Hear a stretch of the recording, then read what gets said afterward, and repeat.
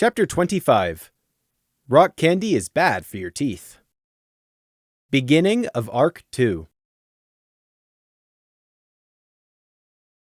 Morning came far too early for Prey. Some nights, Prey didn't get enough sleep because of nightmares. Other times it was because of guilt. And sometimes it was because an annoying Thestral woke him up in the middle of the night to interrogate the Grand Riot instigator named after a chamber pot. Prey sat on his bed and stared balefully at Gloom's alarm clock. He hated waking every morning to the ear-splittingly shrill shriek of that torture device. It was probably only him who found it so offensive to the ear. That made it doubly irritating. But it definitely wasn't only him who still wished they were asleep. Even Crimson's normally unchanging visage had bags under its eyes. Prey was able to claim a few extra minutes of rest as they got ready, because he had no armor to put on. So, pro gratis for being a runt for once. The notion that Gloom had wanted to outfit a lamb in armor was still ridiculous. Nevertheless, eventually Prey had to sit himself up.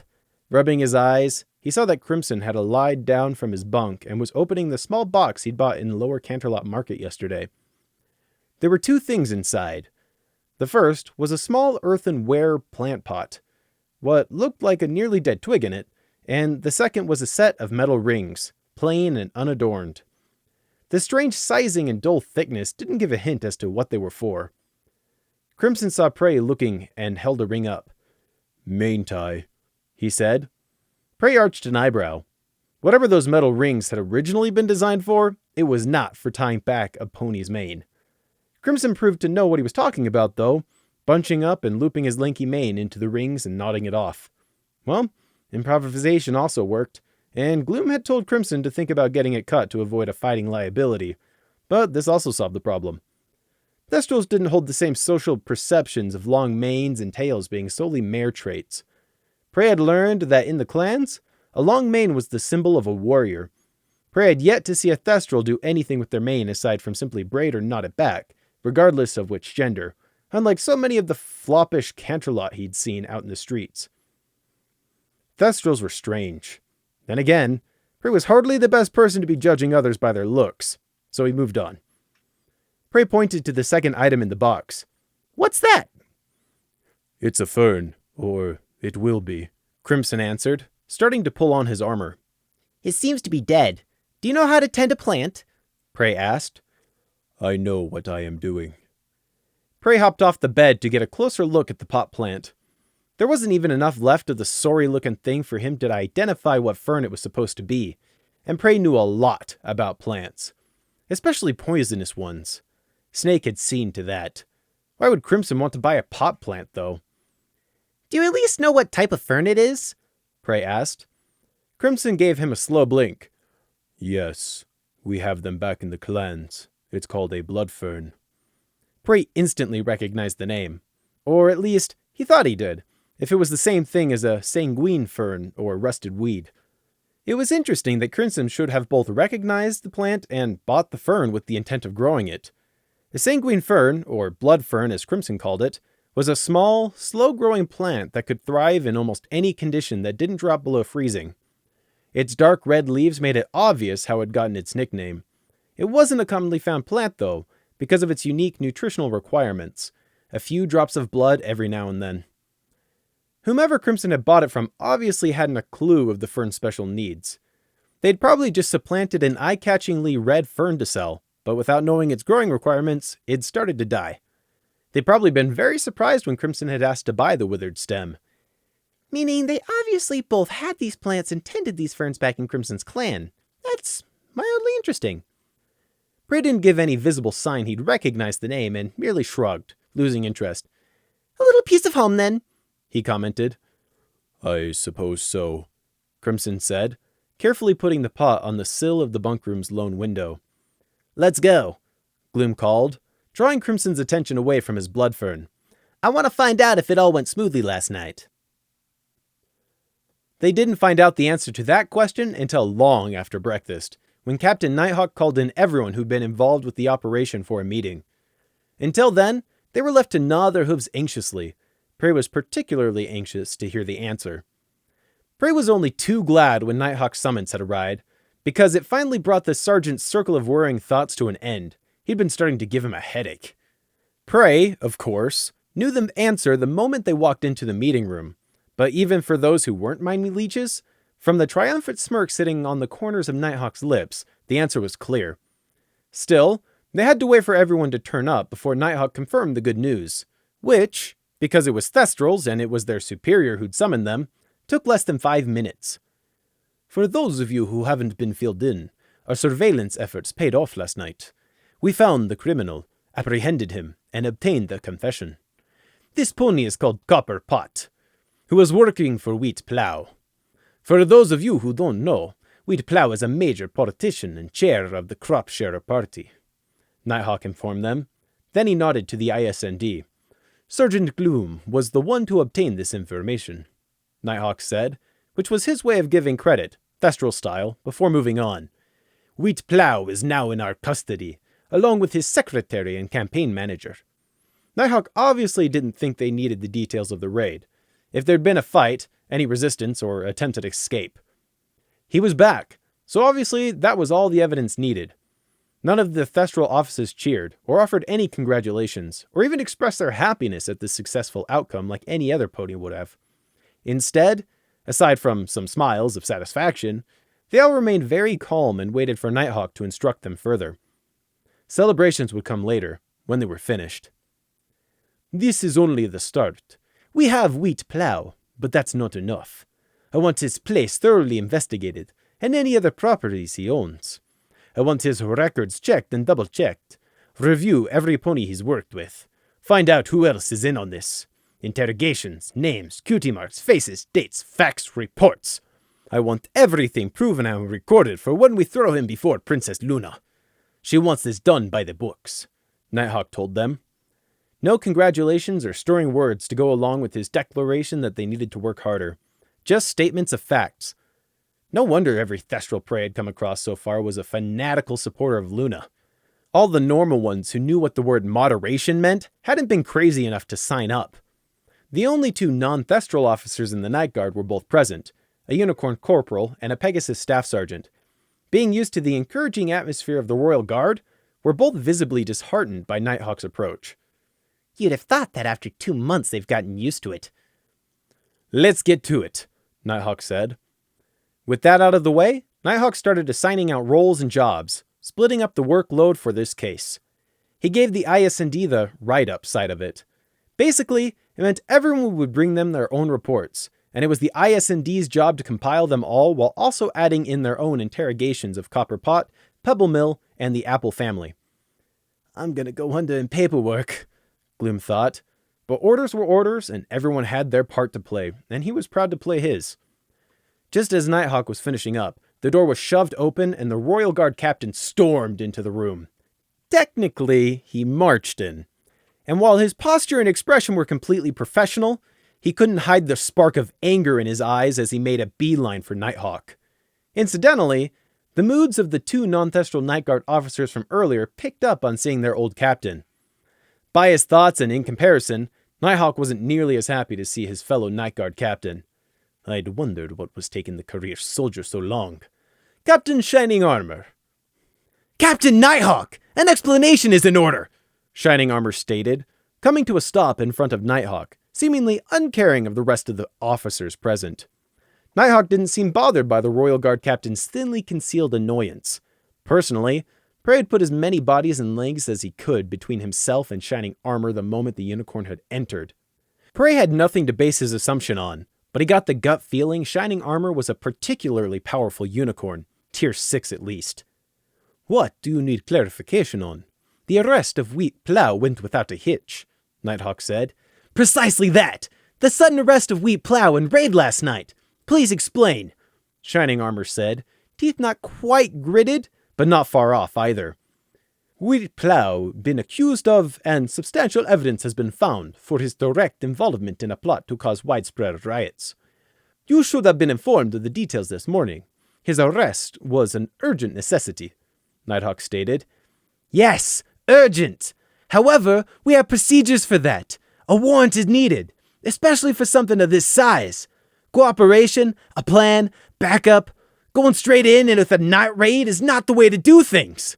Shining Armor didn't seem to care about arguing with Nighthawk in front of the rest of the Night Guard command structure. It made sense to Prey.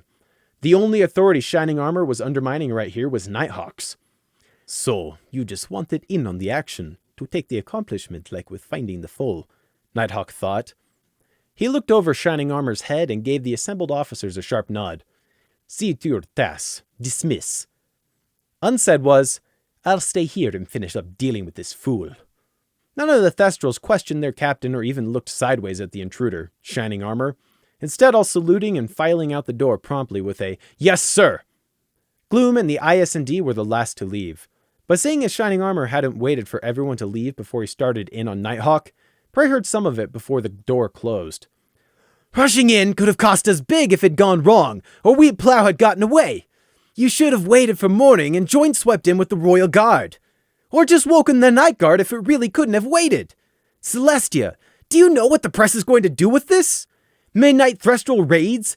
If you brought this to Her Majesty, she would have approved it anyway, so why didn't you take the time? The Royal Guard was informed, as was Her Majesty. Princess Celestia did not mention Her Majesty, Princess Luna. The door shut. After all that hype, the rest of their day was spent in the office doing the write-up. Did they get anywhere even close to finishing it? Oh, don't be absurd. Of course not. In the beginning, it didn't seem like it might be so bad. Perhaps I overestimated it, Gloom had thought. 4 hours later, he was thinking, no, I didn't. Compiling a full report started out okay, if a bit slow. But then, as the other Thestral units did their bit, more and more paperwork kept getting delivered to the ISND. That meant they had to reshuffle and factor in this new information, as well as for building up the full picture of Wheat Plow's activities. Then those same Night Guard units came back later with more. The ISND then had to backtrack, change, or add things all over again. There just didn't seem to be any end in sight, because the list of what Nighthawk wanted scrutinized down to the finest detail was just so exhaustive. It went, Wheat Plow's diary and personal calendar, sadly no secret meetings conveniently marked down, interviewing the ponies listed in said diary, mostly politicians and thus circumstantial evidence at best, his personal bank account, no one knew if he had more hidden elsewhere, his crop sharers' accounts, what they could get of them, Wheat Plow's employment history both before his political career, farming, unsurprisingly, his secretary's history, worked in Canterlot most her life, so was probably a racist, his campaign manager's history, varied but still painfully boring, his properties and deeds. For being an advocate of sharing, Wheat Plow was holding quite a lot of capital close to his chest. His purchase and sales ledgers, it would take a while and delving into the joys of debits and credits to verify those.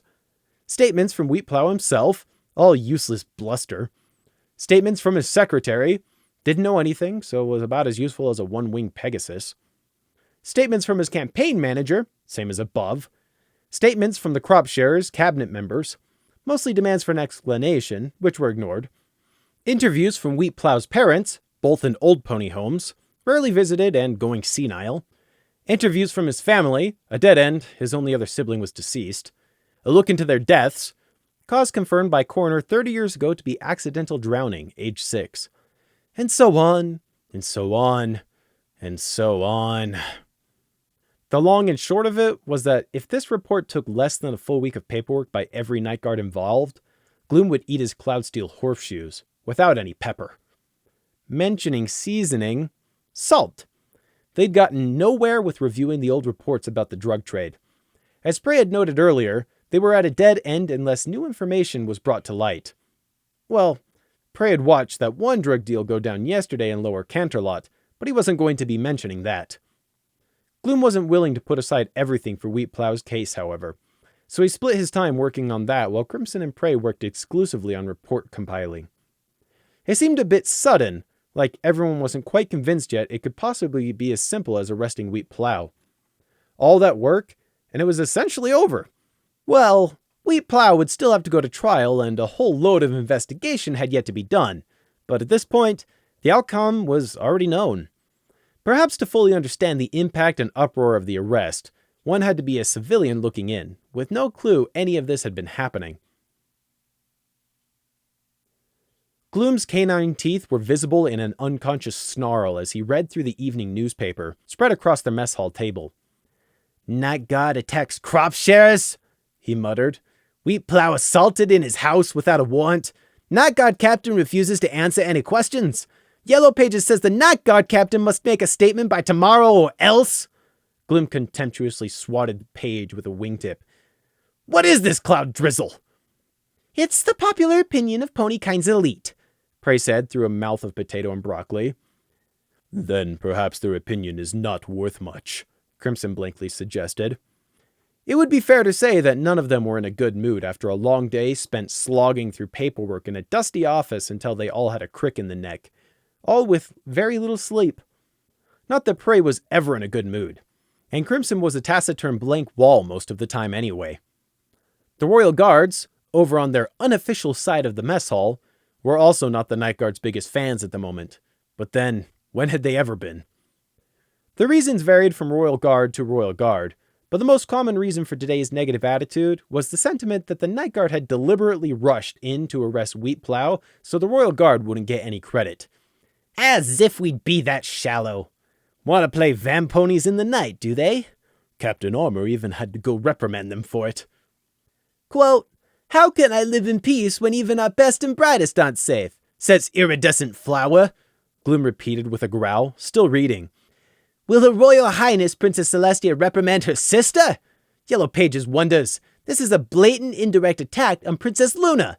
How did this even get published so fast?" Prey pushed aside an ear that was threatening to dangle into his plate as he ate. "The crop share party probably had a hoof in it." Gloom snorted. Prey saw that Gloom had hardly touched his own food. If he wasn't going to eat it, Prey wondered if he'd let him have it. Crimson was resolutely making his slow way through his own dinner, one tasteless mouthful at a time. "Sergeant Gloom." They all looked up to see Sergeant Major Sharp Tang calling. "Sir," Gloom answered, quickly standing. Sharp Tang had addressed him by his rank despite it being dinner, so it meant he was acting in his official capacity. "Sorry to interrupt your meal, but it couldn't wait." "It's no problem, sir. What is it?" "Princess Luna wants to speak with you and your team. Noit Court is just about to begin, and you can find Her Majesty there," Sharp Tang informed them, like it was good news. "We're on our way, sir," Gloom said straight away, Crimson right behind him. He hadn't gone more than 3 steps when he seemed to realize they were missing someone. "Come on, Prey, didn't you hear?" Prey was frozen in his seat. "We mustn't keep Her Majesty waiting," Gloom said impatiently, jerking a wing for Prey to hurry up. Prey swallowed dryly. His hunger vanished. His heartbeat had spiked to a staccato within the last dozen seconds after Sharp Tang made his horrible announcement. "So, Magriga, what does the Moon Wolf want? Was I caught? Does she know?" Gloom had little patience for this, though. "Hurry up!" he snapped, anxious to not keep his princess waiting. Jerkily, and with a lowered head, Prey got down for the bench. Gloom gave Sharp Tang another quick nod. "Sorry for the delay, sir. We'll be right on our way now." The walk through the palace to Luna's night court was brief. There was no waiting line outside either. The trip could not have been long enough for Prey. Prey was scared. He could admit that, but only to himself. Not as scared as the first time he'd been brought before the Moon Alicorn, but that's because he'd thought it was the Sun Wolf instead. Prey reassured himself it was unlikely Luna had called the IS&D here to kill him. It was much more likely that it was about Wheat Plow's arrest. Yes, that'll be it. That must be it. There's no reason to be afraid," Prey told himself. "She just wants to speak to Gloom, not me. I'm fine. This is fine. I'll be fine." Prey remembered the strange, predatory feline aura the Night Alicorn had given off last time. The way she'd cracked his crystal manacles like it was nothing. The golden shackles with spellcraft so advanced he couldn't even understand it, she'd replaced them with. How she'd blown out his ear with just her voice, by complete accident. The fact that she was an ageless deity recently returned from genocidal madness. "No, I have my ribbon, and Lemon Pink! I still have my tool, she can help me." Scarcely a moment later, Prey was mocking himself for such a desperate thought. What was Lemon Pink going to do against a goddess? Lemon didn't even know his meeting was happening. Prey told himself to breathe. "No, I'll be fine. See? Still alive. Still breathing. It'll be fine. Prey's self-reassurance didn't help the trembling in his legs. If he was being perfectly honest, he was only making it worse. The torches and lamps had been lit outside the night court's impressive double doors, and the pair of glowing-eyed Thestrals standing guard didn't help encourage petitioners. They were evidently expecting the ISND, because at Gloom's approach, the two guards put their shoulders to the doors and pushed. A creak would have been fitting, but the hinges swung open silently. Prey had no choice but to follow Gloom and Crimson inside. Prey had not seen the dimly lit audience chamber that served as the night court before, where ponies could come and petition Luna. Once again, the general assumption seeming to have been that only Thestrals and the Night Goddess herself should be able to see anything clearly inside the hall. The lack of decent lighting didn't hide the spaciousness of the audience room, though, nor the mandatory requirements for any room in Canterlot Palace. Meaning polished marble, silk tapestries, rich center carpets, broad columns, and high arch windows, through which the first stars of night glittered. "Welcome! We hath been expecting thee!" came the booming voice of Luna. The alicorn was seated on a distinctly night-themed throne, elevated on a dais above the eye level of a normal pony. Just another reminder that you were only ever allowed to look up to an alicorn. Aside from the two night guards flanking Luna's throne, it was just them, and the way the carpet muffled her hoofsteps on approach made the room feel even more eerily empty, like a cave. They came to the bottom of the dais, and Gloom bowed low, Crimson joining him and paying respects, and Prey just joining them and desperately hoping the only one Luna was interested in tonight was Gloom. "Princess Luna, you summoned us?" Gloom asked humbly, holding the bow and waiting to be acknowledged first. Prey looked down at them, as languid as a tiger on her throne, but no tiger had ever held that tint of cold otherness that emanated from her that only Prey seemed to notice. "Indeed we did! Sergeant Gloom, it pleases us that thee wert most timely in thy response to our summons. Thou mayest rise thine head." Prey was within the 5-meter range of Luna, far too close for his comfort, but he didn't dare to try and look into the alicorn's thoughts. Usually he didn't have a choice in the matter, but in this case, Prey couldn't have even if he wanted to. In place of Luna's thoughts was a void. Not a defense or a mental wall, but a complete black hole. Usually that would mean the person in front of him was either dead or an illusion, but such a conventional logic didn't apply to something like Luna. An alicorn, power incarnate, a deity. "We serve at your command, Princess Luna. What can we do for you?" he asked, finally straightening up. "'Tis not a task we have set before thee, no. Rather we wish to talk with thee." Gloom blinked. "This wasn't what I expected." "Of course, Princess. What do you want to talk about?" he responded. "About thy recent success, of course, Sergeant. Thou hast been doing most well in thy new role. Ne'er 2 weeks, and thou hast already succeeded in bringing a traitorous knave to light. 'Tis merely another mark against these politics mine sister is so fond of. But we digress. We are here to speak of thine accomplishments." Thank you, your majesty," Gloom said, sounding like Crimson for a moment. "Come, tell us more," Luna said/shouted enthusiastically. Prey winced, but didn't dare cover his ears in case he offended her. "Well, we first went to Hayes Steam, your majesty, because that was where the latest riot took place. From there..." Gloom proceeded to give Luna a rundown of what had happened, starting in Hayes Steam with Turf Apple, onto Seed Apple and his family, the capture of Pebble Mill, the suggested surveillance plan, into the discovery of Copper Pot and his confession, accumulating with Wheat Plow's capture last night.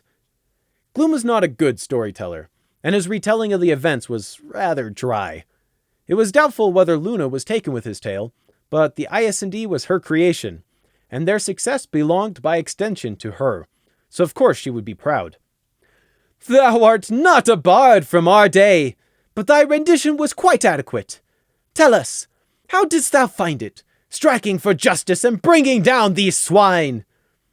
"It was, we were only doing our duty, your majesty. We're proud to have been able to serve." "But how didst thou feel when thy duty called thee forth to combat?" Luna pressed, leaning forwards in anticipation. We didn't participate in the raid, Your Majesty. The only pony we fought, well, me and Crimson fought, was Pebble Mill when he resisted arrest. But that could hardly be called a fight, really. We mainly just investigated things," Gloom answered, a tad uncomfortable at saying anything that contradicted Luna's view of events. But it was his duty to be accurate. "Ah, yes, of course. Thou art correct, of course, Sergeant. But thou hast done well by any pony standards. Our good captain has spoken highly of thine effectiveness. Hard work is worthy of a reward. For thy efforts on our royal behalf, we hereby promote thee, Sergeant Gloom, to the post of Staff Sergeant, pending probation," Luna declared. "Your Majesty, thank you, but I'm fine where I am. I don't think it would be—" "Humility is a worthy trait, one we all have cause to learn. Would that ponies would learn this lesson before 'tis forced upon them. But in this, thou hast earned thy dues," Luna said. She looked amused by Gloom's protest. Thank you, Your Majesty," Gloom said a bit faintly. It was a rather unprecedented advancement. Just because Gloom had done well this week didn't mean automatic promotion. That wasn't how the Guard worked. There was seniority to take into account, open positions, training, recommendations, experience, and need. Promotion for the sake of promotion wasn't how things worked. But Luna had spoken, and who was going to gainsay an alicorn? She says jump, and you ask how high. As members of the Night Guard, the 2 sentries in the room had their own opinions on Gloom's sudden promotion, but they were keeping it to themselves. "We now have words for Crimson," Luna stated. Crimson blinked once. "Yes, Your Majesty." Luna made a beckoning motion with her hoof, gesturing Crimson up closer to the front of the dais. "Crimson Trace, hast thou carried out the instructions we gavest thee?" she asked seriously, ethereal mane wafting across her eye for a moment in some unfelt wind. The tips of Crimson's pinion feathers shifted. "My pardon, but to what, Princess Luna?" "To turn aside from thy vengeance. Hast thou followed our words in thine heart?" Luna clarified. "What kind of nonsensical question is that?" Prey thought. The Mirrodon clan was in hiding. How would Crimson even try to go about getting revenge? Crimson raised his gaze so he could look Luna in the eye. "I have not entirely managed to do so. I am sorry, Your Highness, but I think it will take me time," he answered, voice calm. Luna was not outraged by Crimson daring to look her in the eyes, or him answering in the negative. Instead of breaking Crimson like Prey expected, she nodded in acceptance. Rather, his daring to be truthful seemed to have pleased her. "Thou wilt manage it in time. If Harmony smiles on thee, thou wilt not have to test thine self-control in the near future." "Princess, does that mean you still want to try and get the Mirrodon clan to rejoin Equestria?" Crimson asked. Now his wing feathers were twitching. "Time changes many things. We art patient, and we will wait for them to return to the fold," Luna stated, as if the fact were already predetermined. It was also telling Crimson that his opinion held no sway in the face of her own. Although it was a biased contest to start with, an alicorn's opinion always held the most weight no matter the circumstances. Plus, Luna literally had all the time in the world to wait. Someone not amenable to your designs? Just wait for them to die and try again with the new generation. "I will do my best, Princess Luna," was all Crimson could eventually say, bowing his head. "Do so," Luna ordered imperiously. "Now," she announced loudly, "we wish to speak with thy youngest member, Prey." Prey's spiked heart almost missed a beat, and for a moment he wasn't able to breathe. No! What does she want with me? Why now?" "Prey," Luna repeated in a commanding tone, "we wish to speak with thee." Prey's drooping ears felt like they'd been transmuted into lead, dragging his head down as he was reluctantly forced to look up. His pulse was pounding in his head. Yes, Princess Luna," he whispered. "Speak up, Prey. We have not forgotten thee so far as to dismiss thee. It was us who selected thee from prison, was it not?" Luna asked rhetorically.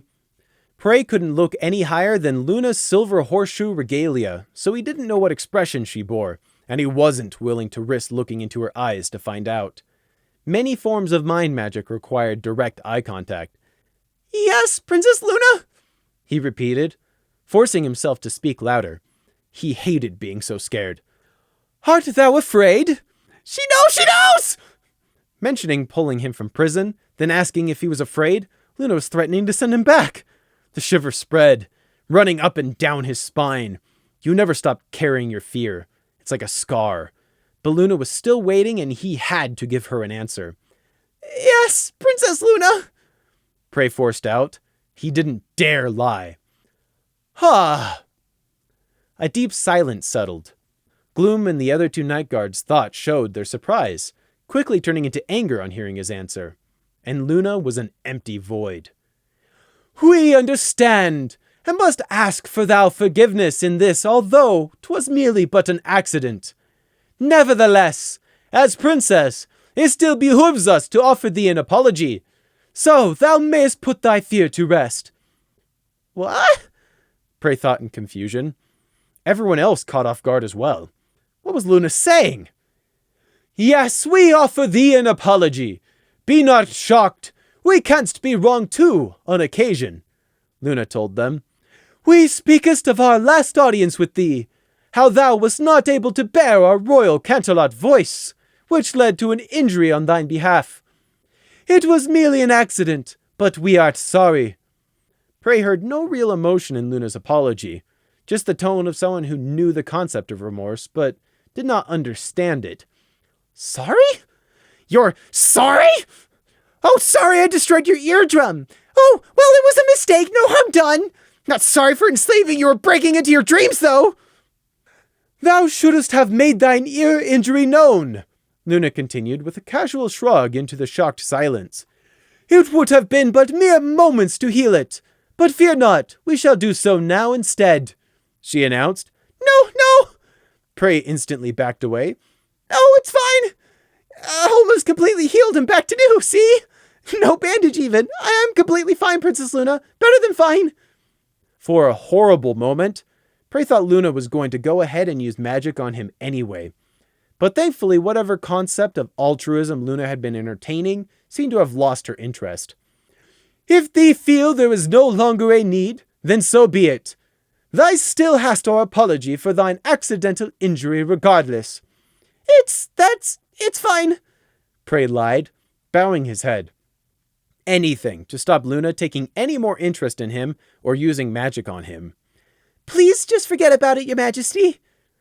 Very well. And just like that, the princess's magically amplified sound assault on him was brushed under the rug and forgotten. Luna's graceful neck twisted to the left, her vision fixing on some point outside in the night that none of them could see. Our duty calls us away. There is a nightmare plaguing an unfortunate filly that we must vanquish, she announced. Thou art dismissed. Night watch over thee. Probationary Staff Sergeant Gloom. The corners of her mouth turned up as she listed out Gloom's full title. Gloom bowed again, making a motion with his wing to encourage Crimson and Prey to copy him. Thank you for your time, Princess Luna, he said as they backed politely away. There was no response from the dark alicorn, and the carpet dampening their hoof steps as they left the audience chamber with its empty feeling and motionless occupants. The door silently closed after them. Back out in the hall, Gloom looked at Crimson, then Prey, then back to Crimson. Good work, team, he offered. Congratulations on your promotion, sir. Yeah, it's a bit sudden, and it's probationary. I'm not an actual full staff sergeant yet, Gloom added. Congratulations on your probationary promotion, sir, Crimson stated in exactly the same tone. Gloom was sure Crimson was messing with him, but that was good. Things were good at the moment. Why, thank you, Private Crimson, he answered back. Is a promotion even official if Nighthawk hasn't approved it? Now, of course it's official. Princess Luna issued it, so it's even more official. The two Night Guard sentries outside the audience chamber doors shared a look at overhearing about Gloom's sudden, even if probationary, promotion and shrugged to each other. The princess does as the princess wants. Prey didn't join in on the congratulations. Unconsciously, he touched his left ear, feeling the ribbon in place of where the bandage had once been. Just an accident.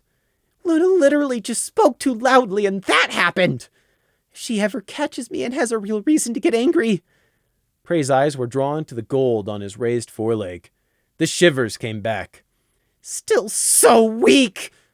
Prey hated how when faced with danger, he was forced to remember he'd never change. Inside, he was still just a scared little crybaby runt. Back in the office, Prey was too distracted by coming out of his second meeting with the younger Alicorn's sister alive to focus. Actually, couldn't focus was a relative term. Prey continued with assembling the Myraid-required forms on Wheat Plow, but he lacked the required focus to multitask enough to place runes or scheme at the same time. The leftover jitters in his legs, the need to blink rapidly even in the low lamplight, and the remnants of dead butterflies in his stomach made it too difficult. Eventually, Gloom called it a night and they returned to the bunk room. They were all tired from a long day filled with seemingly endless hours of paperwork and all too few hours of sleep.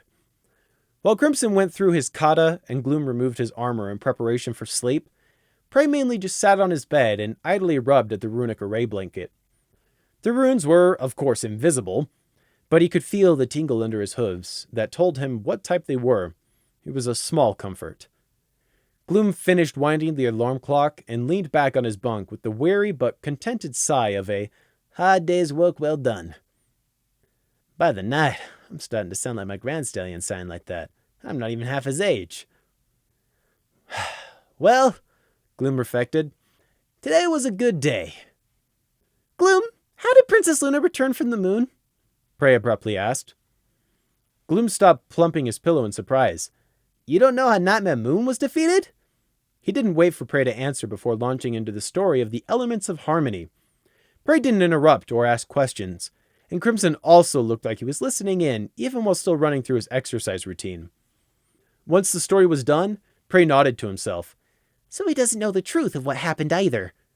Gloom's tale had meshed with what Prey had overheard in the palace, and Gloom's thoughts showed he believed he was recounting the true story. As if, Prey thought derisively. The official story was obviously a fabrication, put out there by Celestia, and for some reason, all the ponies believed it. 6 mares, all complete strangers, with no military experience or training of any kind, excluding Celestia's personal prodigy, all of whom happened to be in the same tiny town where nothing important ever happened but the sun celebration was conveniently scheduled to take place in. And with only 2 of the 6 being unicorns to boot, they somehow stumbled upon supposedly ancient magical artifacts no one knew anything about, that just so happened to be in a nearby abandoned ruin.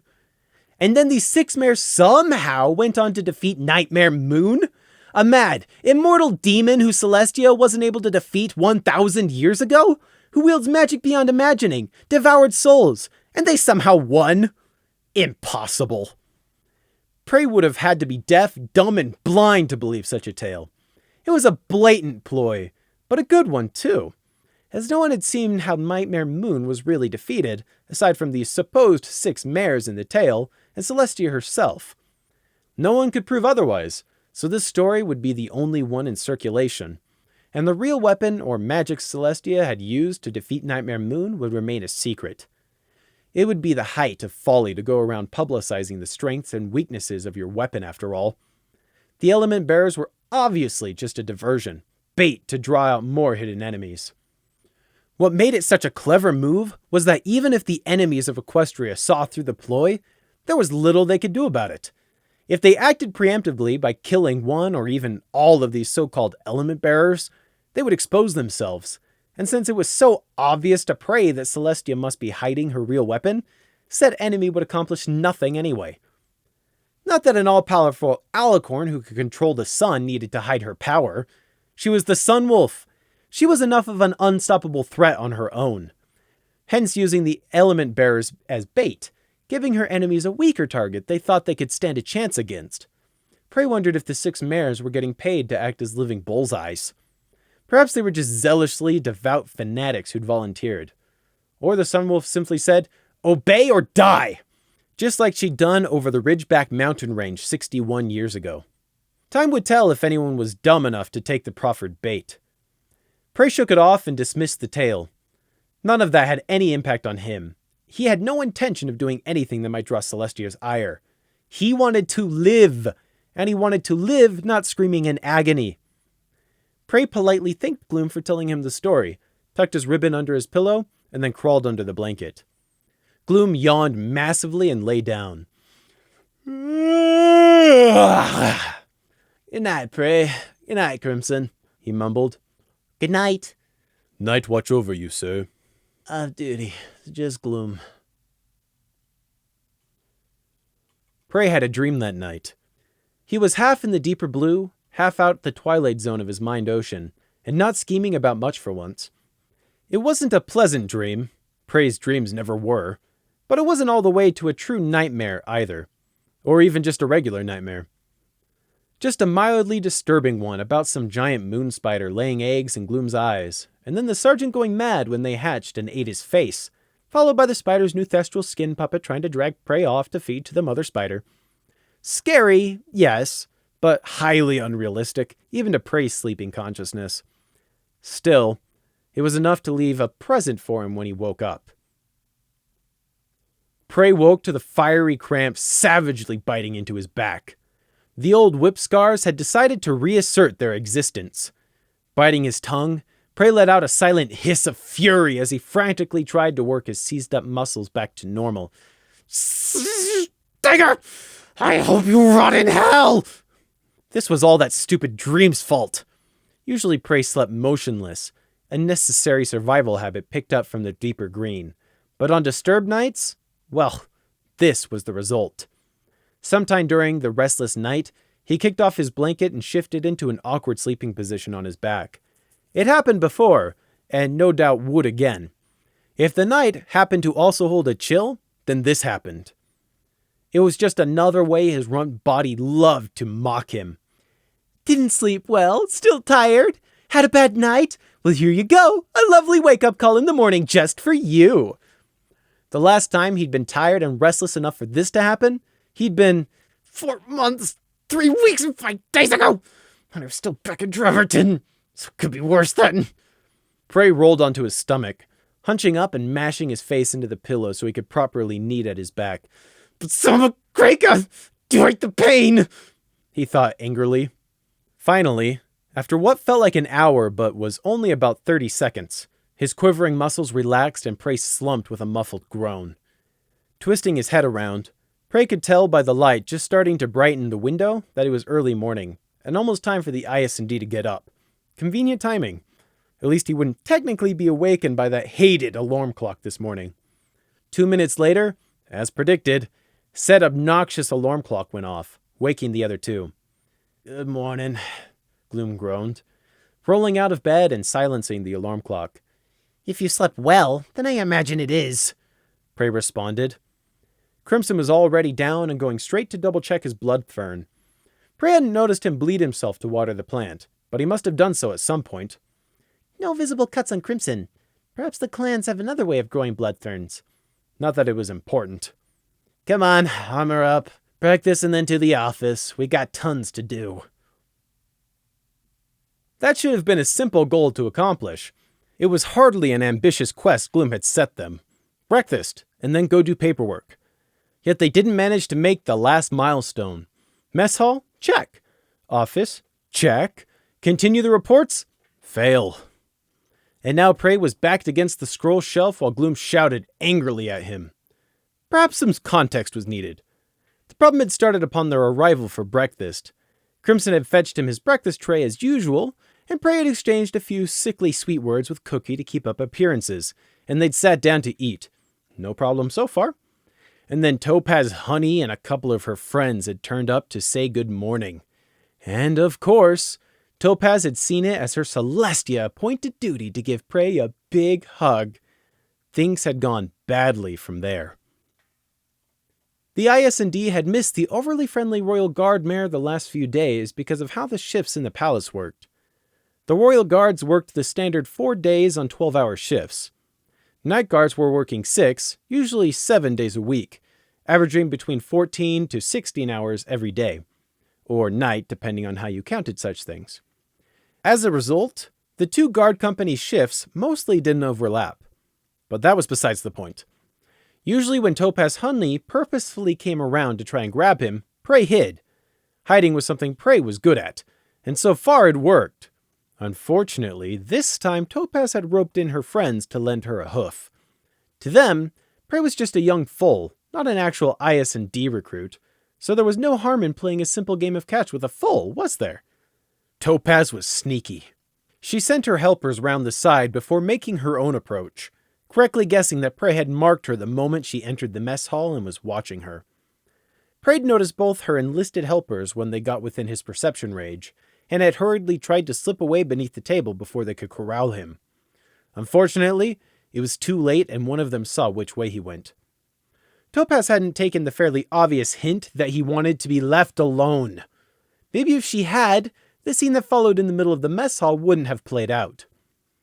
Topaz had pounced on Prey with a gleeful, "Aha!" whisking him up into her legs despite his squeaky shout of, "Don't touch me!" "You've been avoiding me, haven't you? Oh, that's not very nice," Topaz cooed, snuggling Prey. She didn't even seem to feel him struggling against her. Armor, even the impractical Royal Guard armor, would be worse than useless if it couldn't even block the wild flailings of a runt lamb. "Let me go! Let me go! I'm warning you!" "Oh, just look at you with this ribbon, so cute! Hey, Sergeant Gloom, how'd you get this cutie? You never did say," Topaz said, looking over Prey's head to the table where the only other two IS&D members sat. Prey had not had a good day yesterday. What with almost having a heart attack, which should have been a physical impossibility for him, on being brought before Luna. He'd slept poorly, woken to cramp, and now he was panicking because of Topaz grabbing him.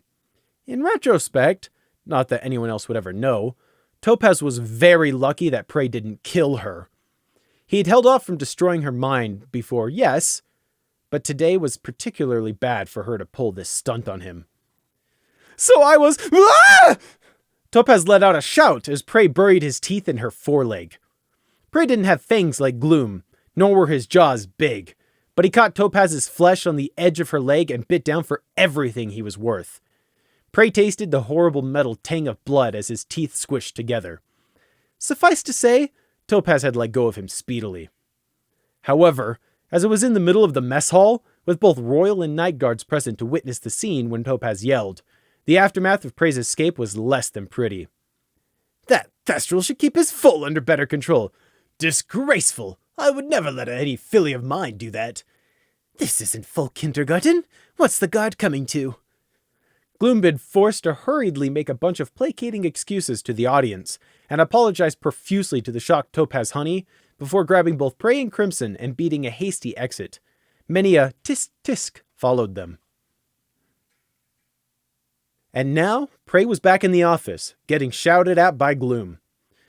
"What do you think you even doing? No, scratch that. Why did you even do that? There was absolutely no justification to bite Topaz Honey." Prey had yet to offer any excuses. He was just glaring stonily straight ahead of him. "Am I raising a dog here? Is that why you bit the Royal Guard? Well, I'm waiting, Prey. Speak!" Prey, of course, didn't. Gloom fought to keep his wings under control. Prey's rudeness was infuriating him. "Nothing? No excuse? No clever justification?" Prey could have argued back or spun a clever tale, but currently that would only make Gloom even more angry. So he'd just wait until he judged the situation stable enough before doing so. "Do you realize that this is a disciplinary offense? You attacked and drew blood from another Royal Guard. And in full view of every pony, too! Even if I wanted to, which I don't, I couldn't let this pass." No excuse was necessary as far as Prey was concerned. He'd warned Topaz, but she hadn't listened. She should consider herself lucky Prey hadn't mind-killed her for touching him. As a mildly interesting side note, much like Prey's voice, which became squeaky when angry, Gloom's rasp came even more into force. "I wonder how hoarse he'd go if I told him that last little fact about nearly destroying her mind." "Prey, are you even listening?" Gloom demanded. Prey dangled one floppy ear up by a hoof. "Yes, these things hear everything you're saying perfectly." Why did you bite Topaz? I told her not to touch me repeatedly, on separate occasions, over many days. She didn't listen, Prey said. Do you think that's a justifiable excuse? Your reaction was completely out of proportion, and it's your own fault for acting like a fool wearing that stupid ribbon, and you know it. Luna's main, why do I keep having to tell you this? Didn't you stop to think? You're going to ruin the Night God's reputation, Gloom seethed. Now you're the one who's overreacting. Stop trying to shift the blame, Gloom shouted, getting in Prey's face. Don't touch me! Prey yelled/squeaked right back at him, jumping away. In his frustration, for a moment the temptation to do just that and grab Prey flashed in Gloom's thoughts, as retaliation for his ridiculous aversion to being touched. However, a moment later, Gloom got a hold of himself and realized what a poor decision that would be. I don't know why this stupid fear is so big for Prey, but I've got to work around it, he thought, gritting his teeth. Prey was watching Gloom warily in case the sergeant suddenly changed his mind. I'm warning you! Don't touch me! I mean it! Prey warned, and he did. They were standing in the IS&D office, and although Gloom and Crimson didn't know it, the room was littered with rooms. He wouldn't kill Gloom, because he wouldn't get away with it, but he was prepared to stun Gloom and wipe his memory if he had to. Crimson too, because he was a witness. Prey, I am ordering you to answer me this. Do you know what you did was wrong this time? And don't give me any horse apples. A straight yes and no, Gloom said, the unexpected profanity clearly showing how not in the mood he was. This again? Why does he always revert to speculating about how I wasn't raised properly? Prey thought in exasperation. Of course I do, he said, intentionally not sticking to Gloom's instructions. Gloom stopped a hoof in frustration. So then why did you do it? I don't get it. If you know it's wrong, why do you keep doing things like this? Now Gloom was just asking the blatantly obvious. Because I need to, obviously. Gloom had not been expecting that as an answer. What does that even mean? What? He demanded. Because whatever action I take solves my problems. If I didn't need to, then obviously I wouldn't do it. You think I bite people on a regular basis? Prey sounded flippant, but Gloom was actually starting to make him seriously angry with the way he kept fixating on Prey's apparently not knowing right and wrong. Gloom took a moment to rub a wing across his face and get himself under control. It's just gonna make things worse at this rate, he told himself. Crimson, can you step outside for a minute? Gloom asked. Yes, sir. Why do you think it's necessary to kick Crimson out? Prey quickly challenged as Crimson went to open the door. Crimson hesitated in the doorway, glancing back to Prey and then Gloom. Sir? He questioned. If you would, please. Thank you, Crimson, Gloom repeated. Yes, sir, Crimson acknowledged and fully left this time. Gloom looked back at Prey once the door had closed, considering what he should say. This is going on your record, Prey. So what? Is that supposed to scare me? Prey thought. And, Gloom continued, you're going to apologize to Topaz Honey. Properly, face to face, back in the middle of the mess hall where you caused a scene. No, not happening, Prey stated without a moment's hesitation. You apologized last time you did wrong. You're going to apologize this time, and every time in the future. Is she going to apologize to me? Prey interrupted. You're the one who bit her. She attacked me too! What would you do if some strange person kept grabbing you every day in the mess hall after you repeatedly told her not to? If you're even suggesting, my first instinct would be to bite them because I'm a thestral. No, you're big enough to hold your own. But you never did anything to help me. She didn't listen to me, but you could have ordered Topaz to leave me alone. But instead, you just laughed along with the rest of them, like all of them. You just laughed at me, Prey accused. In retrospect, Gloom couldn't deny that it had been glaringly obvious how strongly adverse Prey was to physical contact from Topaz Honey. Or any pony for that matter. Sure, ponies are much more touchy-feely here than in the clans, but so what? That's no excuse for not listening to me. Gloom's thoughts faltered as he realized that by that reasoning, he was trying to excuse himself for the same thing Topaz had done, not listening to Prey. No pony would reasonably expect me to foresee this situation. I'm hardly to blame. Gloom derailed again as he realized what path he was going down again. Actually, no, I'm better than that. I knew that both Crimson and Prey would have needs and problems going into this. It's my duty to be better than them.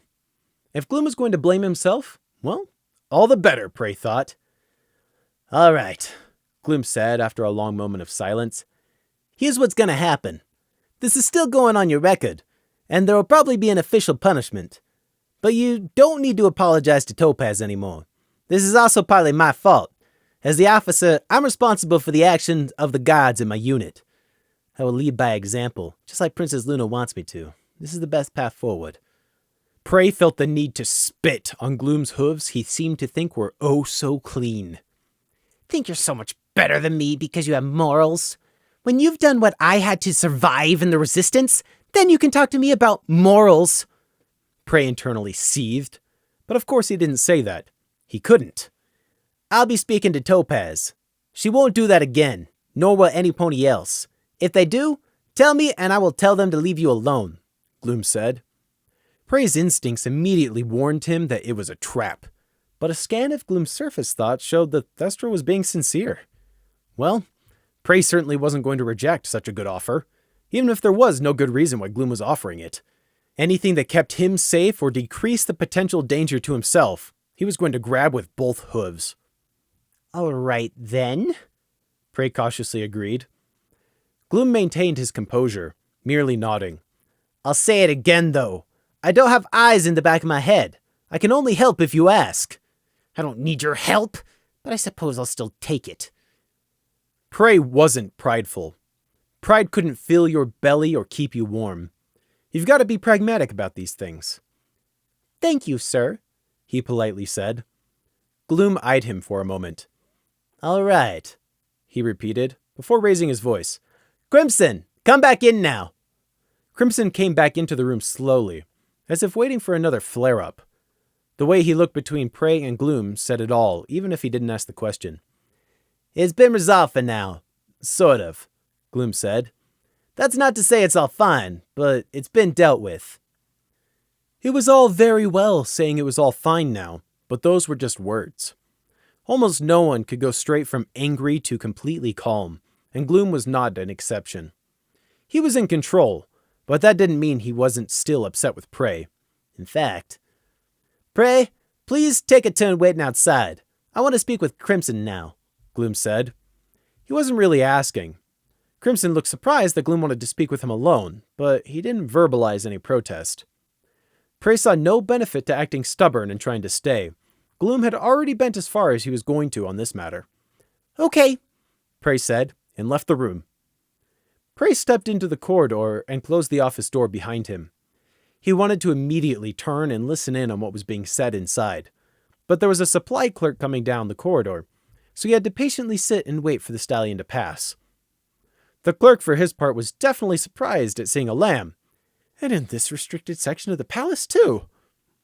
Prey simply wore a blank, inane smile as the clerk dithered whether he should tell someone, his neck turning to track Prey as he trotted past.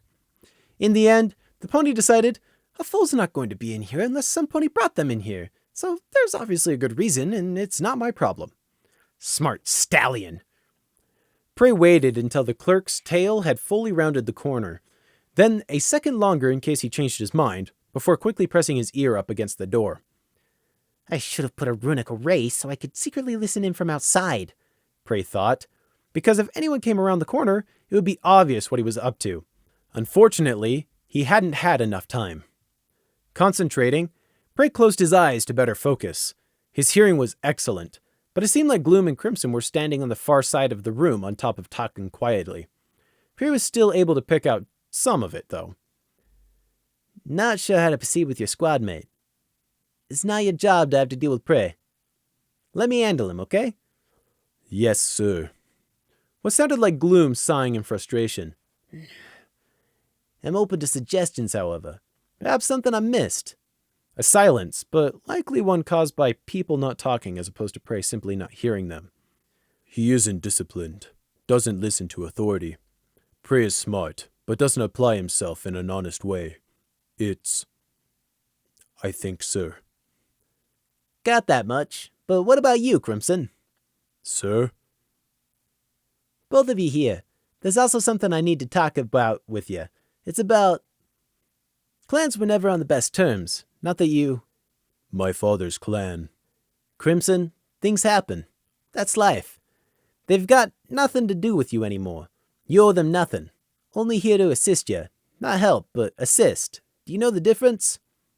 To do it myself. No, here, look at me, see? This is up to you, yes, but... Prey listened as the conversation took place.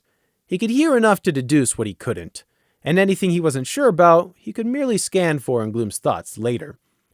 Typically, any serious conversation lingered in a person's mind for some time afterwards, and this definitely qualified as a serious conversation.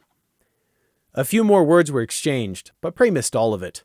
Likely, they'd changed positions again. Whatever Gloom was saying to Crimson, it was likely personal. Prey listened until he heard hooves on floorboards approaching the door, then quickly pulled away. Gloom opened the door, then looked around and down the hall to find Prey sitting unobtrusively against the wall. Prey stopped idly twirling the ribbon around his hoof and looked up. Done? He asked, looking up. Yes, Gloom said. After a moment, he stepped back, purposefully giving Prey plenty of room. Come back inside. Crimson stopped considering the wall long enough to give Prey a blank look as he returned. The Pegasus's walls felt changed, somehow. Introspective, if that was the right word. Gloom shut the door and turned to address them both. Prey, you know what you did wrong. Don't do it again. And I'm serious. You're still on probation, you know. This isn't over. But it is for today. Remember what I said to both of you. Is that going to be a problem for any pony? Gloom asked in a no-nonsense tone. If so, let's sort it out now. We still have a duty to do. In order to survive, I've worked with sadistic murderers who killed my family and brutalized, degraded, and tormented me on a regular basis.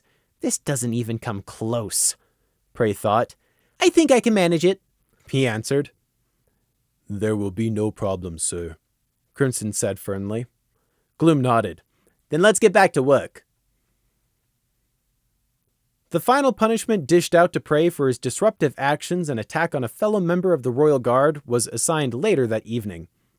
As a non-major personnel detail, it ended up being routed through Taffy's department, which meant they were summoned to the happy-go-lucky unicorn mayor's office to sign the paperwork. Prey's signature, as the offending party, was needed, along with Gloom's as Prey's superior officer. Taffy found the whole report on the incident quite hilarious. I'm going to send Topaz one of those joke sets of false teeth. You know, the ones that walk around when you wind them up. Taffy grinned, while simultaneously shoving an aura full of paperwork at Gloom. Say, since you're already here, you may as well do this too. Taffy, we really don't have the time. The Night Guard is in the middle of a huge investigation. You think I have time then? Listen, I've got every officer and both guards to chase for paperwork. You think I'm not busy? Stop complaining and take your paperwork like a stallion, Taffy cheerfully ordered, completely unrelenting.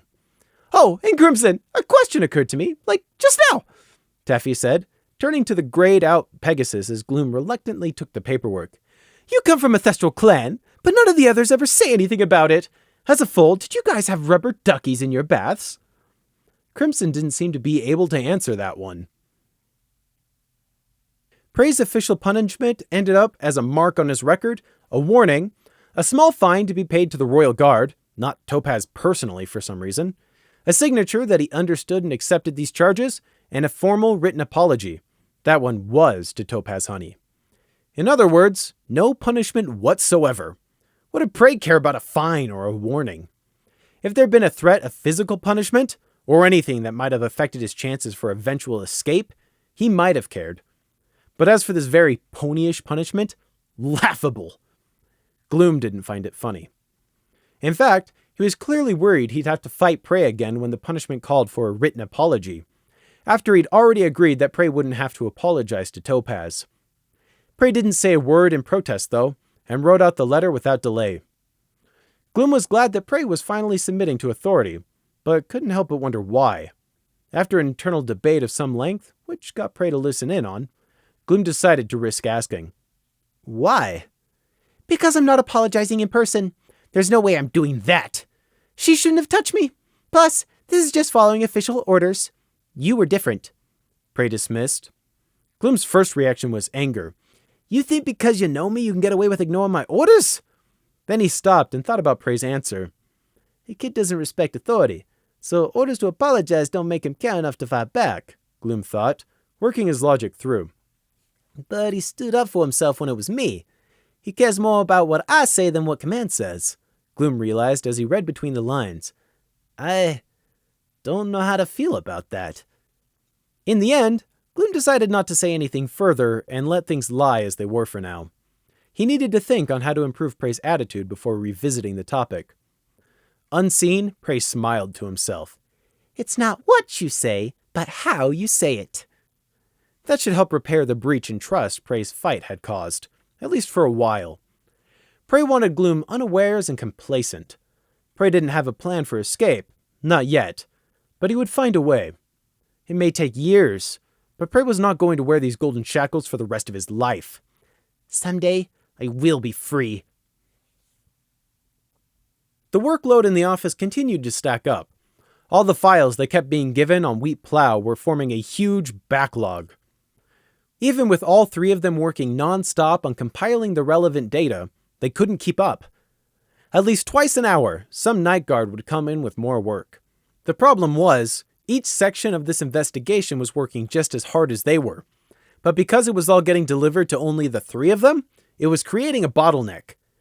Put simply, there was only one ISND, but 11 other units working this case. Gloom was determined, but Prey could see he was slowly becoming overwhelmed. Wheat Plow, the salt trade, reporting to Nighthawk, running the ISND, the newspaper still continuing to harshly critique the Night Guard, little sleep, working days instead of nights, and perhaps most worrying of all, Princess Luna's expectations of him. The mental weight on Gloom was starting to add up. It'll just be for a week. A week until the trial. We can manage that. Gloom glanced at his two subordinates, sitting amid stacks of reports on the floor. Still, no furniture. Gloom was conscious that out of the three of them, it was actually Prey who was making the most progress. The lamb frustratingly seemed able to skim read everything and somehow magically pick out the important. Prey noticed, even if Gloom hadn't, that Crimson was actually struggling the most. He was a young warrior, not a clerk, and research did not come naturally to him. This difficulty was becoming an increasing source of frustration for the Pegasus. He obviously felt he was failing in his duties and was dragging the team down, especially after what Gloom said to him earlier. Not my problem, Prey thought, moving on to the newest file that had been delivered only 10 minutes ago. Evaluation of property damage caused. Homestead, Part 4A continued. How riveting. They ended up working so late that they more or less missed dinner. By the time they finally made it down to the mess hall, Cookie and the other kitchen staff were already cleaning up. However, all it took was a smile and a few sweet words from Prey, and Cookie was more than willing to give them dinner rather than throwing the leftovers out. She was very relieved to see that Prey was fine after the incident this morning too, and told him to come see me if anything like that ever happens again. She also gave Gloom a filthy look for not taking proper care of a foal and daring to waste my time at this time of night. Gloom had to ask multiple times, in a very polite manner, if Cookie would also please fetch him and Crimson the grape wine from the clans. Prey saw that Cookie very much wanted to pour it down the drain instead, but apparently the grape wine stock was independent property of the clans, not the kitchen. As part of their job, the cooks had to store and provide it to Thestrals only, by strict order of Captain Nighthawk. Interesting. All in all, it was an unpleasant mood that reigned when they returned to the bunk room. None of them were feeling particularly motivated knowing they would have to get up and repeat all this tomorrow. Gloom silently put away his armor and wound the alarm clock up, while Prey and Crimson did the usual, meaning Prey sat on his pillow and Crimson ran through his exercise kata until he was sweating. There'd been no recent chance to use the wonderful showers in the gym room, something that Prey wasn't the only one regretting. A hot bath would feel really good about now.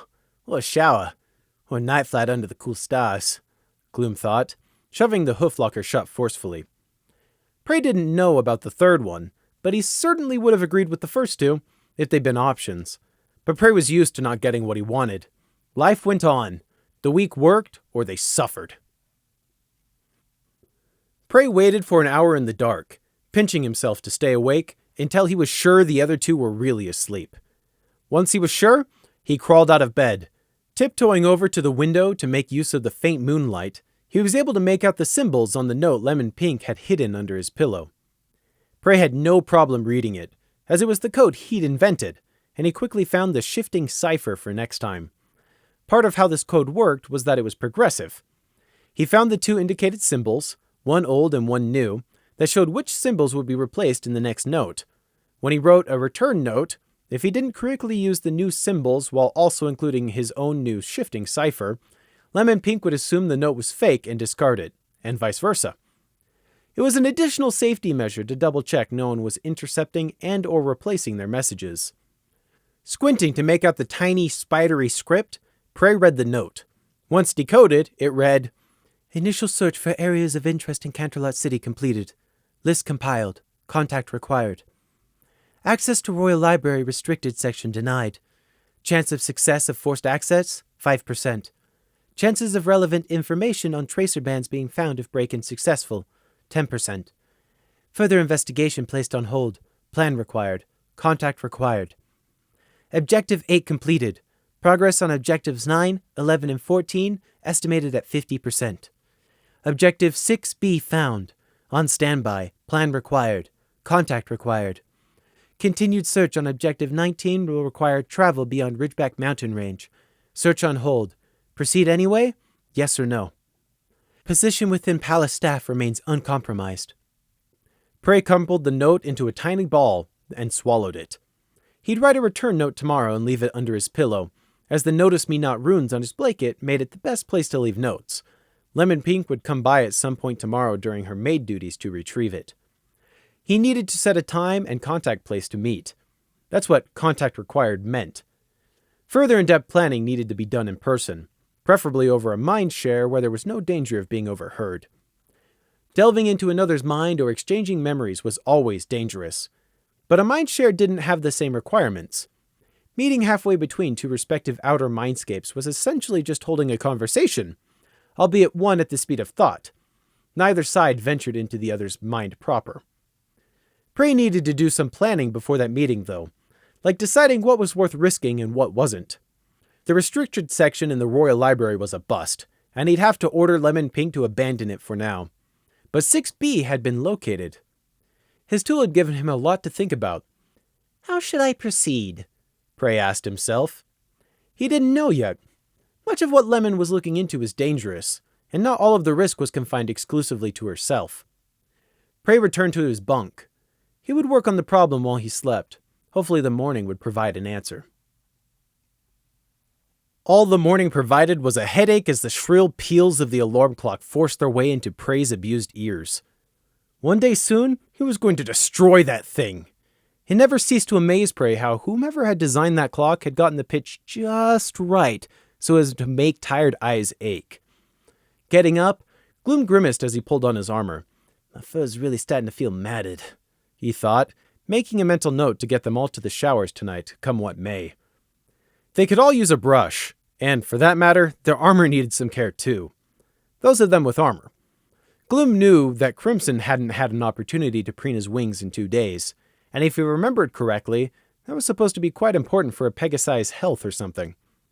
Aside from eating and sleeping, no one had time to do anything for themselves. Prey got to listen to Gloom mentally cursing out Wheat Plow as he got ready and Crimson checked on his fur. All as ready as they were going to get, they headed for, where else, the mess hall.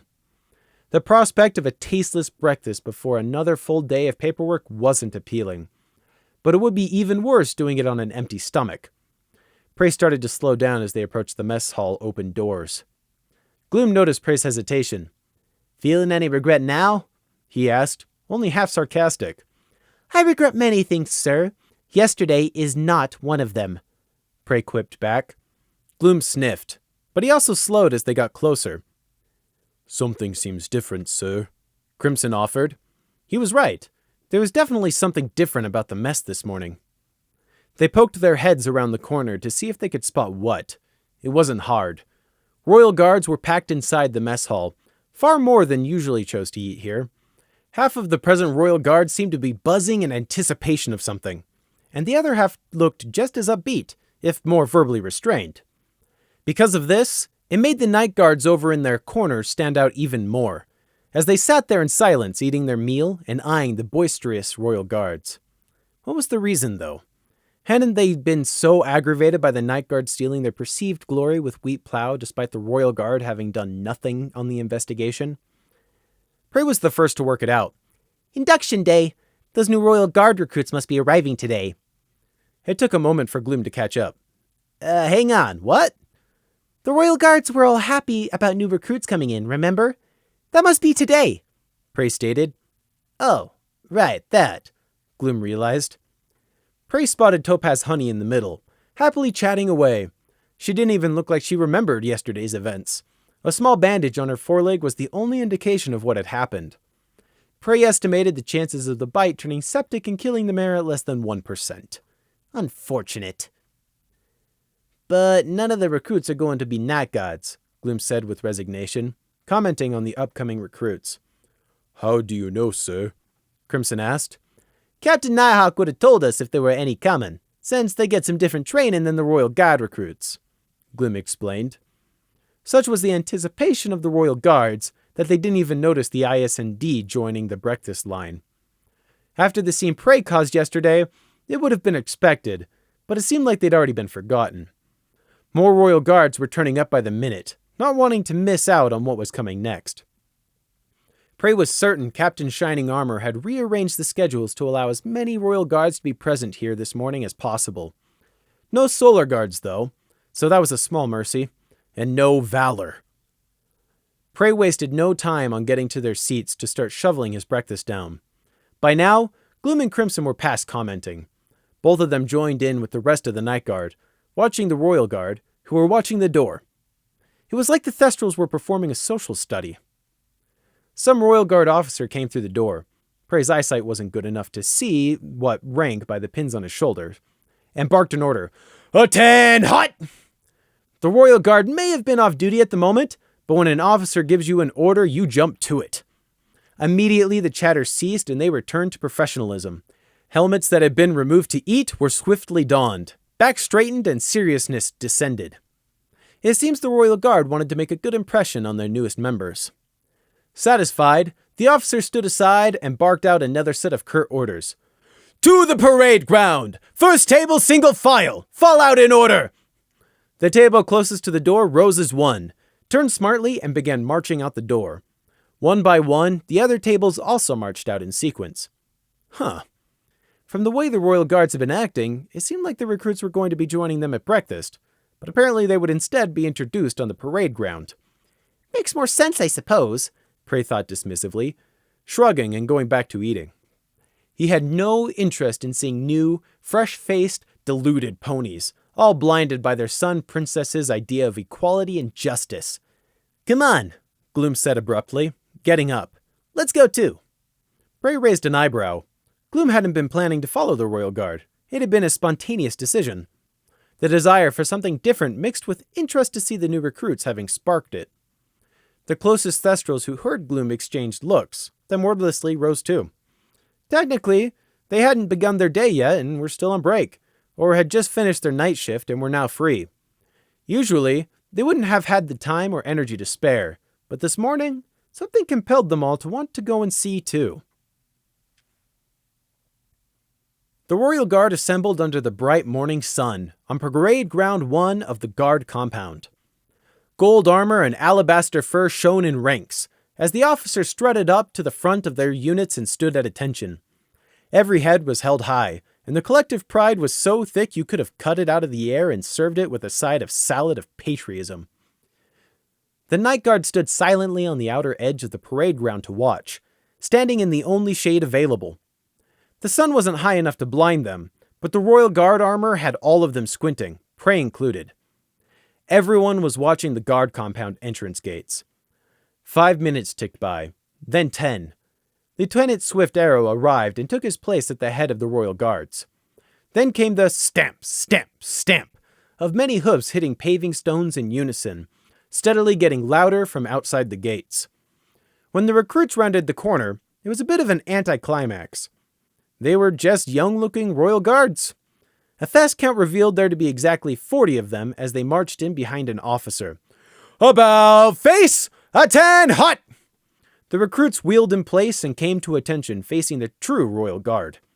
The recruits kept their eyes locked straight ahead, and there was a strong current of emotion in the air as they came face to face with what they'd been working so hard to achieve. Disgustingly sentimental ponies. Into the coveting space between the two groups, Captain Shining Armor walked. He came to a stop right in the middle and faced the recruits. Those of you who have made it to this parade ground, today you will no longer be recruits, Shining Armor spoke, strong voice carrying. Today you become royal guards. Every pony who makes it this far only does so on their own merits, hard work, perseverance, and dedication. You did not wash out when your classmates did. You stuck it when going got tough. You can be proud of that, and today you can be even prouder. Today you join the ranks of the Royal Guard. Shining Armor gave a grin then, abruptly looking much more personable. I'm sure you don't need me to tell you how much of an honor this is, but I want all of you, both those in front of me and those behind me, to join me for a moment. I want you all to take a step back and look where you are now. Many of you didn't think you'd get this far, but believe me, you don't stop here. Remember yourself now. Where will you be in a year's time? 5 years? 10 years? Know this. Once a royal guard, always a royal guard.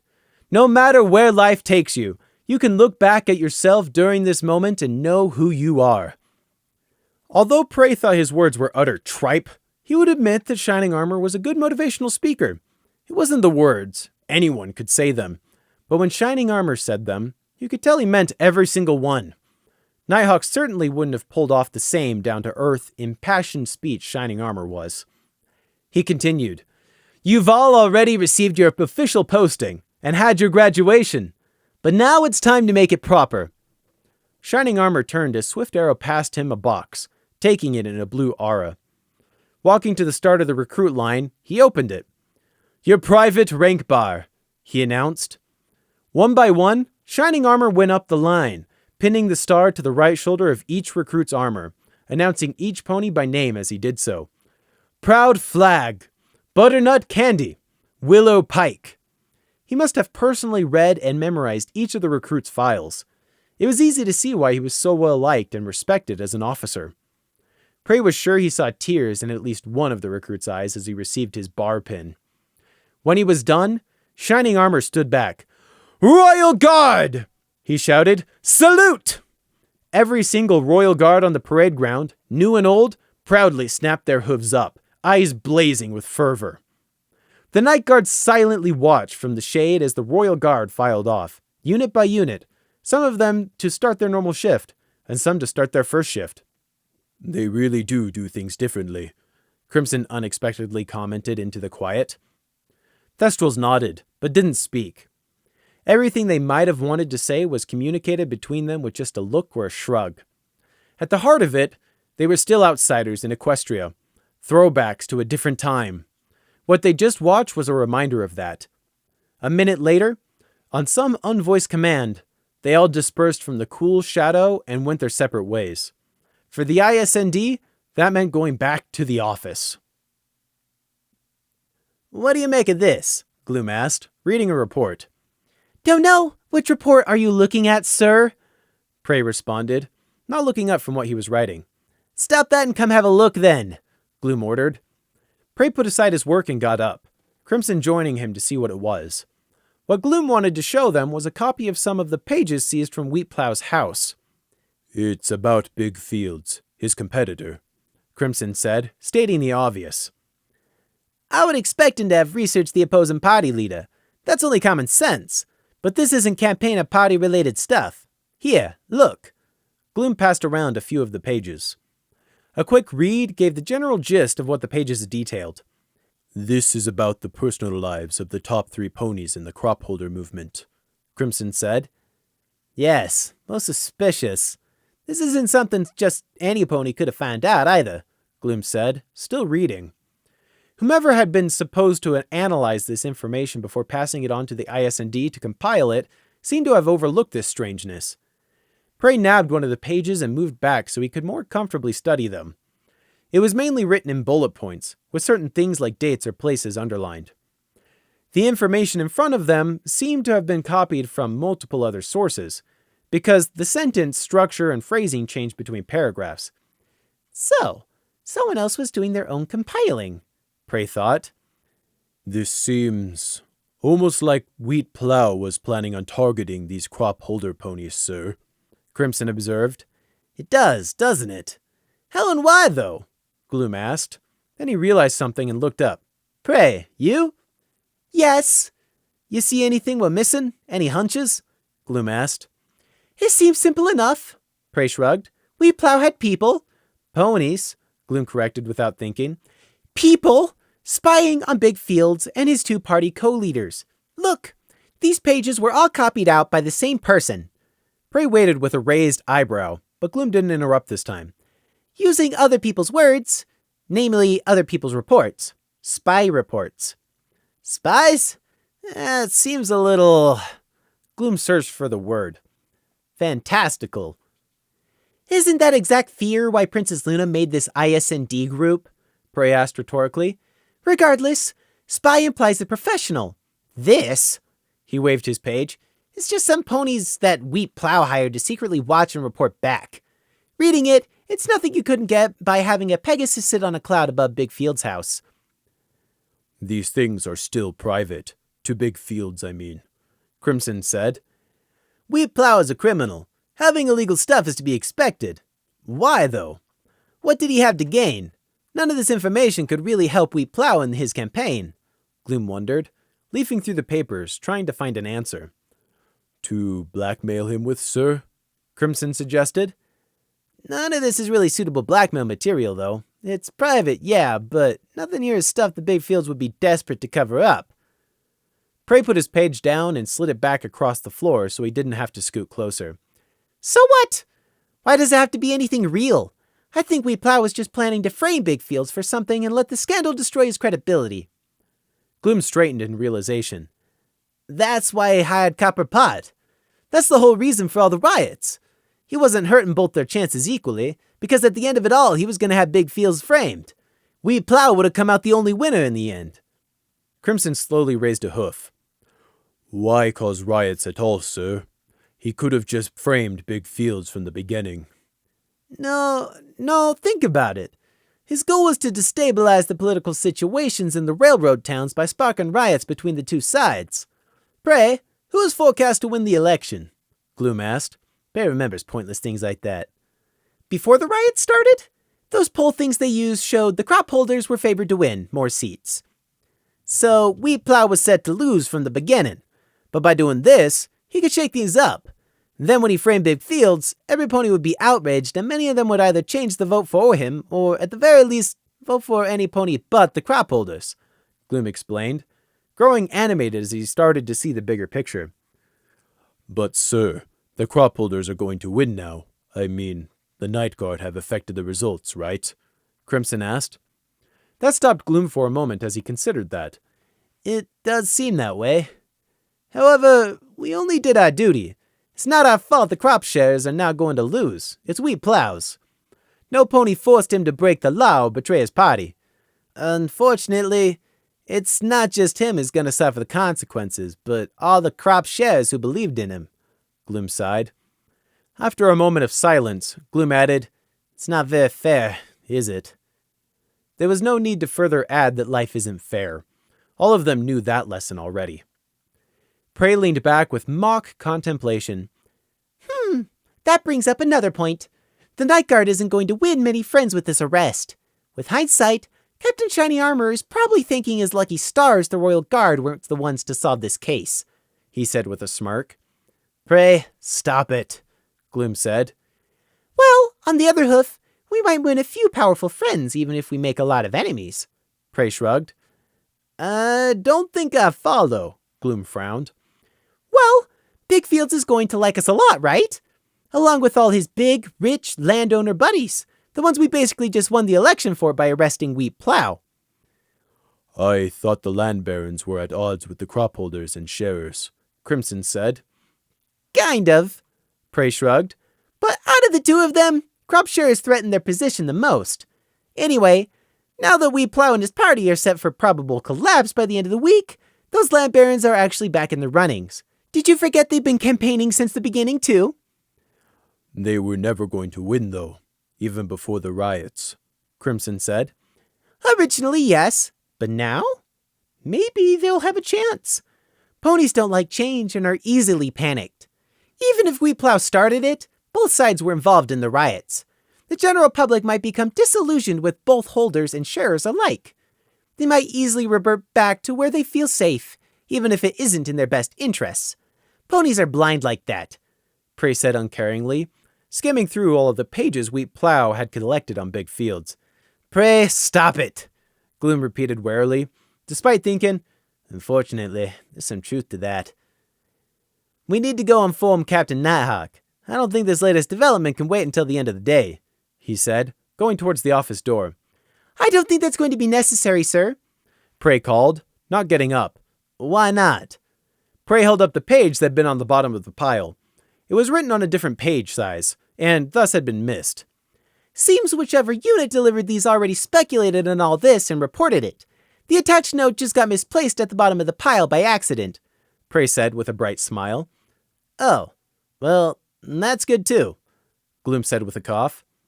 They already found this out? Crimson asked blankly. Yep. Well, that's that then, I guess. Back to cutting our way through this jungle of paperwork. Late that night, Prey hid a message for Lemon Pink under his pillow. It was longer than he'd originally been planning to write, but he'd had to add in an extra line. Contact required. Objective 6Q.1 found. Identity confirmed. Big fields. Add to the list.